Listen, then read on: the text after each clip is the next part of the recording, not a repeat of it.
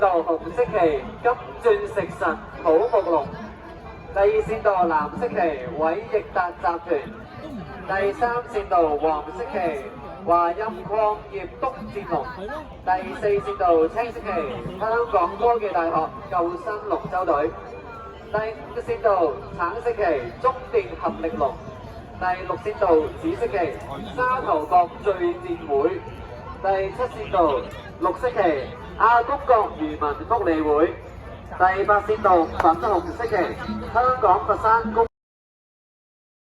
睇到各隊咧已經出盡全力啊！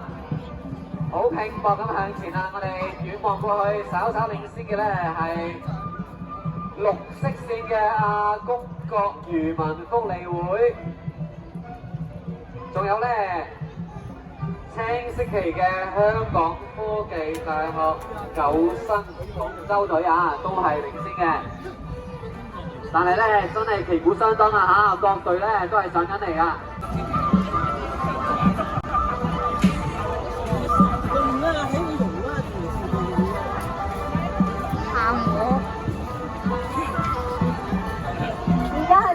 第12場中紅友誼賽決賽新鴻基地產杯嘅獎項，恭請新鴻基地產發展有限公司公共事務總監李聯輝先生為我哋頒發獎項，有請。殿軍得獎隊伍係香港海關龍舟會有請代表。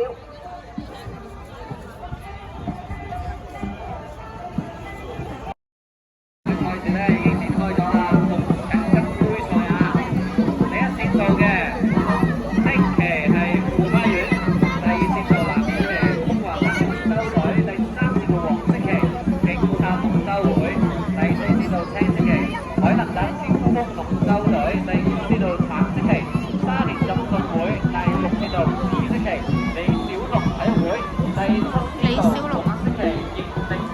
第八線道粉紅色旗係深水埗體育會續航小子啊！我哋一齊睇下咧。